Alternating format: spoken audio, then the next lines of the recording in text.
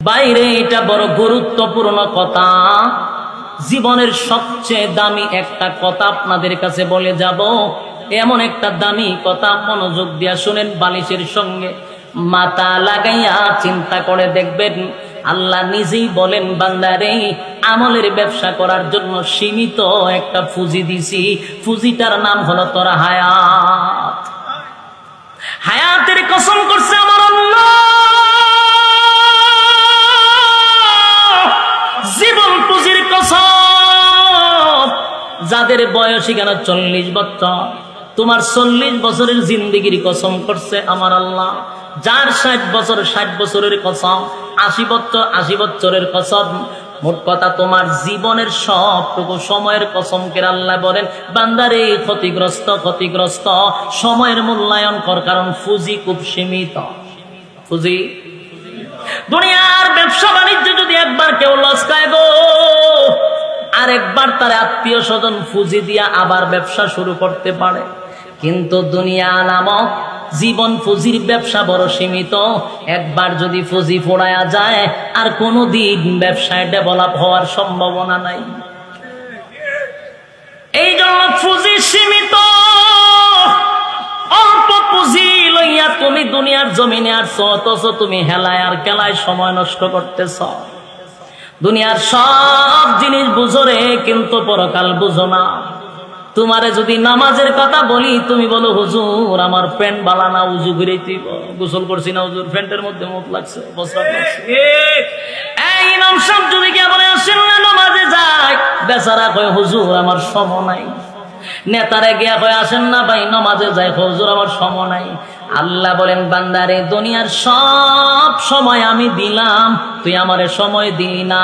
তোর সময় আছে ফুটবল খেলা দেখার সময় আছে, ক্রিকেট খেলা দেখার সময় আছে, ইউটিউবে সময় আছে, ফেসবুকে সময় আছে, অশ্লীল দেখার সময় আছে, সব জায়গায় সময় আছে। সময় নাই শুধু আমি আল্লাহর বেলা।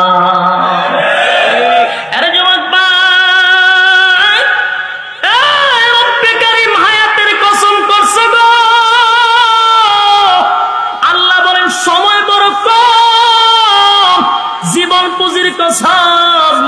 অল্প পুঁজি দিয়া পাঠাইছি, অল্প পুঁজি দিয়া যদি আপনি মুনাফা অর্জন বেশি করেন, তাহলেই আপনি ব্যবসায় সফল।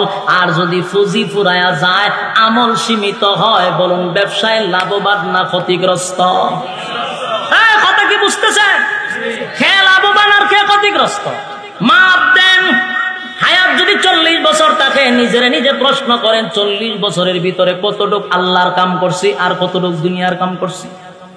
মাপ দিলেই তো বোঝা যায় 30 বছর গেছে খালি মানুষকে ঠগানো, কথা হয় না, বাটপারি, সিটারি, টেন্ডারবাজি, আর মানুষ মায়ের দৌড় করে খারে ঠগায়া খাওয়ান যায়। এইভাবে তোমার জিন্দিগি গেল না। তাহলে আমার জীবন পুঁজির ব্যবসা তো, পুঁজি তো শেষ, কিন্তু মুনাফা তো কম। লাভবান না ক্ষতিগ্রস্ত? ক্ষতিগ্রস্ত আর কে লাভবান? যুবক ভাই, যার 50 বছর এখন এই মুহূর্তে একটু মাথা খেলাইয়া ফ্যান্ডেলের ভিতরে বসে হিসাব করে দেখেন 50 বছরের হায়াতে কতটুক পুঁজি পাইলেন 50 বছর, কিন্তু আপনি মুনাফা কতটুকু অর্জন করছেন, নেক আমল কতটুকু জমাইছেন। আপনি কি ব্যবসায় লাভবান না ক্ষতিগ্রস্ত? সবার মনে মনে জানা, নিজে তো বুঝতে পারতেছেন, কথা হয় না। ব্যবসায় লাভবান না ক্ষতিগ্রস্ত? আল্লাহ রাব্বুল আলামিন বলেন, আগে নবীজি সূরা আসর আপনার কাছে দিলাম, তাদেরকে বলুন জীবন পুঁজি দিলাম সীমিত। এই পুঁজি পাইয়া কতটুক নেক আমল করছে আর কতটুকু দুনিয়া করছে। মাপ দিলেই তো বোঝা যায় খেয়ে লাভবান আর খেয়ে ক্ষতিগ্রস্ত। আরে যুবক ভাই, আল্লাহ বলেন সময়ের কসম, ইন্নাল ইনসানা লাফি খুসর।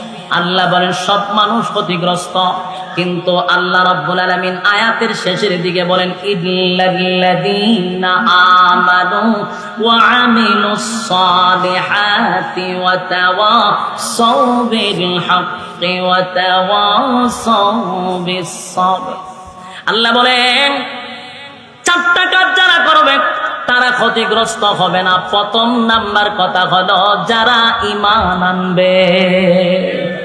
4 নাম্বারের মধ্যে কয় নাম্বার? কি আনতে হবে? কার উপরে? যুবক ভাই, 1 নাম্বার হলো ইল্লাল্লাযীনা আমানু ওয়া আমিলুস সালিহাত। রব্বে কারীম বলেন 1 নাম্বার হলো যারা ঈমান আনবে কার উপরে? লা ইলাহা ইল্লাল্লাহ, লা ইলাহা ইল্লাল্লাহ, জোরে লা ইলাহা ইল্লাল্লাহ। নেই কোনো মাবুদ আল্লাহ ছাড়া, নেই কোনো মাবুদ আল্লাহ ছাড়া, এক খোদার পর 2 খোদা আর 3 খোদা মোরা কিছু মানি না। বলো লা ইলাহা ইল্লাল্লাহ, ইল্লাল্লাহ, ইল্লাল্লাহ, লা ইলাহা ইল্লাল্লাহ। আল্লাহ ছাড়া কোনো মাবুদ নাই, ঈমান আনতে হবে, এক আল্লাহর উপর ঈমান আনতে হবে। রব্বে কারীম বলেন প্রথম নাম্বারটা হলো ঈমান, ঈমান আনতে হবে আল্লাহর উপরে। 2 নাম্বার হলো বান্দারে নেক আমল করতে হবে। বলুন কি? নেক আমল পুঁজি কম কিন্তু মুনাফা বেশি। অল্প সময়ে নেক আমল করতে হবে, কিন্তু নেক আমলের দ্বারা কেউ জান্নাত পাবে না। নেক আমল করে মানুষ জাহান্নাম থেকে বাঁচার জন্য, ঈমান আনে মানুষ জান্নাতে যাওয়ার জন্য। ঈমানদারকে আল্লাহ জান্নাত দিবে, আমল যদি নাও করে জান্নাত দিবে, ঈমান আনার কারণে জান্নাত দিবে। কিন্তু ওই বান্দাকে আল্লাহ আগুনে ফালাইয়া আগে ফোড়াইয়া সাইর কইরা ভরে দিল, সাইরা দিত না। তাই নেক আমল করলে জাহান্নাম থেকে বাঁচতে পারবেন। এই জন্য আল্লাহ বলেন নেক আমল করো, প্রথম হলো ঈমান আনো, তারপরে বলেন নেক আমল করো, নেক আমল করো, নেক আমল করো। বান্দারে নেক আমল করলে জাহান্নাম থেকে বাঁচতে পারবি, নেক আমল যদি না করো জাহান্নাম থেকে বাঁচতে পারবি না। জাহান্নাম বড় ভয়ঙ্কর। যদি সহ্য করার ক্ষমতা থাকে তাহলে অশ্লীল কাজ করতে থাকে, মান গড়া জিন্দেগি চালাইতে থাকেন, কোনো অসুবিধা নাই। বেড়াগিরি কতদিন করবেন? বলুন পুঁজি কম না বেশি? আরো জোরে। অল্প পুঁজি দিয়ে কয়দিন বেড়াগিরি করবে? তোর থেকে বড় বড় ক্ষমতা ধরে আল্লাহ বলেন আমি সুবায়া মারছি। ফেরাউন নাকি কম ক্ষমতার মালিক ছিল, সুবায়া মারছেন। নমরুদ্দা ক্ষমতা দেখাইছে, আমার আল্লাহ ল্যাংরা মশা দিয়ে রেসাইজ করছে। কথা হয় না? তাহলে তুমি আর কত বড় ক্ষমতা দর হয়ে গেলাম, পুঁজি কিন্তু কম। বান্দা সাবধান হয়ে যাও। আজকে দেখ গাজীপুর টঙ্গিপাড়া, অথবা এটা কোন জায়গা, কোনাবাড়ির গুরুস্থানে গিয়া দেখ কত বড় বড় নেতা ঘুমায় আছে, কেউ তার কবরের সামনে যায় না রে, কেউ তার খবর নেয় না। দুনিয়ায় টাকা অবস্থা তার, দাফড়ে এলাকার মানুষ কাঁপছে। আজকে কবরের সামনে কেউ যায়নি, কথা হয় না? ওই মানুষটা হয়তো বা বলতে থাকে, আমি একটা মানুষ ছিলাম, আমার একটা নাম ছিল, সবার মতো আমার দেহে রক্ত পানি ঘাম ছিল।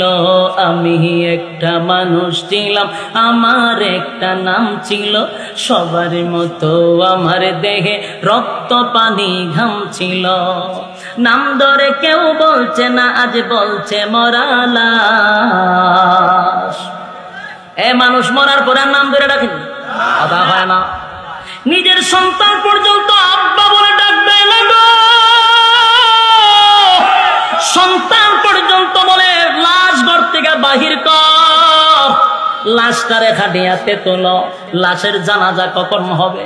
নিজের সন্তান পর্যন্ত বাবা বলে ডাক দেয় না, নামটা চেঞ্জ হয়ে যায়, তখন মানুষ বলে লাশ। এই জন্য কবি বলেন লাশ তখন বলতে থাকে, আমি একটা মানুষ ছিলাম, আমার একটা নাম ছিল, সবার মতো আমার দেহে রক্ত পানি ঘাম ছিল, সবার মতো আমার দেহে রক্ত পানি ঘাম ছিল। নাম ধরে কেউ বলছে না, আজ বলছে মরা লাশ। নাম ধরে কেউ বলছে না, আজ বলছে মরা লাশ। দাফন হবে জলদি কখন, নইলে সর্বনাশ। মানুষ মারা গেলে পরে সে সময় রাখতে দেয় না গো। তখন বলে তাড়াতাড়ি দাফন কর, তাড়াতাড়ি দাফন কর, কারণ নাইলে সর্বনাশ হয়ে যাবে। এই জন্য বলেন রাত্রি, আমি একটা মানুষ ছিলাম, আমার একটা নাম ছিল, সবার মতো আমার দেহে রক্ত পানি ঘাম ছিল, নাম ধরে কেউ বলছে না, আজ বলছে মরা লাশ, দাফনে হবে জলদি কখন নইলে সর্বনাশ। রাত্রে সবাই আমার ঘরে লাশের ভয়ে কাঁপছিল, রাত্রে সবাই আমার ঘরে লাশের ভয়ে কাঁপছিল। এই যুবক ভাই খেয়াল করে দেখবেন, যেই বেডরুম আপনি সাজাইলেন স্ত্রীর জন্য, যেই বেডরুমে আপনার প্রিয়তমা নিয়ে রাত যাপন করলেন, বাচ্চা কাচ্চা নিয়ে ঘুমাইলেন, আজকে যদি সেই বেডরুমে মারা যান, আল্লাহর কসম আপনার স্ত্রী ওই রাত্রের বেলায় সেই বেডরুমে যায় না, কারণ এই ঘরে লাশ ছিল।